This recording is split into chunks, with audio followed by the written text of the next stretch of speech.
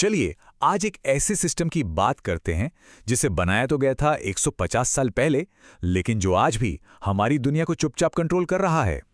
आज हम उसी अदृश्य ताकत के बारे में जानेंगे। अच्छा, इसकी शुरुआत एक बहुत ही आम सा सवाल से होती है, जो शायद कभी ना कभी हम सबने सोचा होगा। ये एक मामूली सी बात लगती है ना? पर इसके पीछे हमारी अर्थव्यवस्था की एक बहुत गहरी सच्चाई छिपी हुई है। नहीं, इसका जवाब फ्री मार्केट कंपटीशन बिल्कुल नहीं है।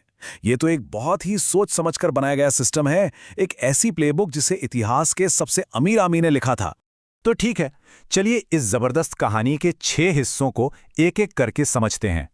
सबसे पहले बात करते हैं रॉकफेलर की उन 2 मुख्य रणनीतियों की, जिन्हें उसने कंपटीशन को मतलब पूरी तरह से खत्म करने के लिए परफेक्ट किया था। उसका पहला दाव था वर्टिकल इंटीग्रेशन। इसका सीधा सा मतलब है कि कच्चे माल से लेकर फाइनल बिक्री तक हर एक स्टेप पर अपना कंट्रोल रखो। इसे एक चाय वाले के उदाहरण से समझते हैं। सोचिए, एक चाय वाला है जो सामान बाहर से खरीदने के बजाय खुद चाय के बागान, चीनी की मिल का और कप बनाने वाली फैक्ट्री का मालिक है। तो सारा का सारा मुनाफा किसकी जेब में गया? उसी की। अब आता है उसका दूसरा और सच कहूं तो ज्यादा खतरनाक दाव, हॉरिजॉन्टल इंटीग्रेशन। इस स्ट्रैटेजी का सिर्फ एक ही लक्ष्य था, बाजार का पूरी तरह से सफाया कर देना। साल 1872 में उसने क्लीवलैंड में अपने कॉम्पिटिटर्स को एक सीधा साधा ऑफर दिया, या तो अपनी रिफाइनरी मुझे एक ठीक ठाक दाम पर बेच दो, या फिर दिवालिया होने के लिए तैयार हो जाओ। चॉइस बिल्कुल सीधी थी। और जानते हैं इस प्लेबुक का नतीजा क्या हुआ? सिर्फ एक दशक के अंदर उसकी कंपनी स्टैंडर्ड ऑयल अमेरिका की 90%, जी हां 90% तेल रिफाइनिंग को कंट्रोल करने लगी। कमाल है ना? चलिए अब आगे बढ़ते हैं और देखते हैं कि ये सब बना कैसे, क्योंकि मोनोपोली यानी एकाधिकार तो गैरकानूनी होता है। तो जाहिर है रॉकेफेलर को इसे छुपाने के लिए एक बहुत ही जीनियस और कानूनी तरीका चाहिए था।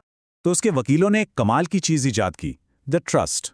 ये एक ऐसा कानूनी ढांचा था जिसमें कागजों पर तो 34 अलग अलग कंपनियां थी, पर कंट्रोल सिर्फ एक ही जगह से होता था। और पता है, आज की जो बड़ी बड़ी होल्डिंग कंपनियां हैं जैसे अल्फाबेट, मेटा और टाटा, वो इसी आइडिया पर बनी हैं। और मजे की बात देखिए, जब 1911 में अमेरिकी सरकार ने स्टैंडर्ड ऑयल को तोड़ा भी, तो उसके जो टुकड़े हुए वही आज एक्सॉन मोबिल, शेवरॉन जैसी बड़ी बड़ी तेल कंपनियां हैं। और रॉकेफेलर, वो तो पहले से भी ज्यादा अमीर हो गया। लेकिन अब जो बात सामने आने वाली है वो सबसे ज्यादा हैरान करने वाली है।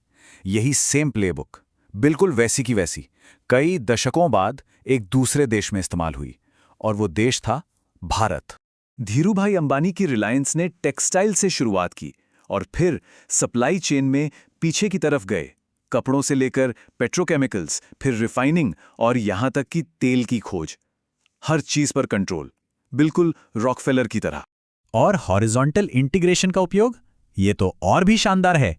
याद है 2016 में जब जियो फ्री सर्विस के साथ लॉन्च हुआ था, उसने कंपटीशन को तहस नहस कर दिया। जहां मार्केट में 10 से ज्यादा प्लेयर्स थे, वहां देखते ही देखते सिर्फ 3 रह गए। तो यहां समझने वाली सबसे जरूरी बात यह है कि ये सिर्फ कोई पुरानी कहानी नहीं है। ये प्लेबुक आज भी दुनिया की सबसे बड़ी कंपनियों का, आप कह सकते हैं, ऑपरेटिंग सिस्टम है। अमेज़न को ही देख लीजिए, वो सिर्फ सामान नहीं बेचता, वो डिलीवरी भी कंट्रोल करता है। और तो और उसके कॉम्पिटिटर्स जिस वेब सर्वर AWS का इस्तेमाल करते हैं, वो भी अमेज़न का ही है। गूगल का सर्च मार्केट में एकाधिकार तो स्टैंडर्ड ऑयल से भी बड़ा है, और बड़ी फार्मा और बैंक कंपनियां सब यही गेम खेल रही हैं। कुछ याद आया?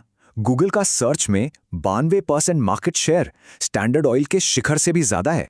तो अब हम आते हैं सबसे जरूरी सवाल पर। इस सिस्टम में, जिससे बचा नहीं जा सकता, एक आम इंसान की जगह कहां है? देखिए, मोटे तौर पर 3 रास्ते नजर आते हैं। पहला, आप सिस्टम को वैसे ही अपना लें, इसकी सहूलियत और सस्ते दामों का फायदा उठाएं। दूसरा, आप इससे लड़ने की कोशिश करें, छोटे बिजनेस को सपोर्ट करें, पर यह लड़ाई आसान नहीं है। या फिर तीसरा और सबसे असरदार रास्ता, इस सिस्टम को समझें, क्योंकि इस सिस्टम से भागना तो नामुमकिन है, लेकिन इसके पैटर्न को देखना, पैसे के फ्लो को समझना, यही समझ सब कुछ बदल देती है। और ये जानकारी एक नए तरह के विकल्प सामने रखती है, जो एक अदृश्य से स्ट्रक्चर को एक साफ साफ दिखने वाले खेल के मैदान में बदल देती है। अगर इस पूरी जानकारी ने आपको दुनिया को एक नए नज़रिए से देखने में मदद की हो तो हमारे साथ ज़रूर जुड़ें, लाइक और सब्सक्राइब करें ताकि हम मिलकर उन और भी सिस्टम्स को समझ सकें जो हमारी ज़िंदगी को तय करते हैं।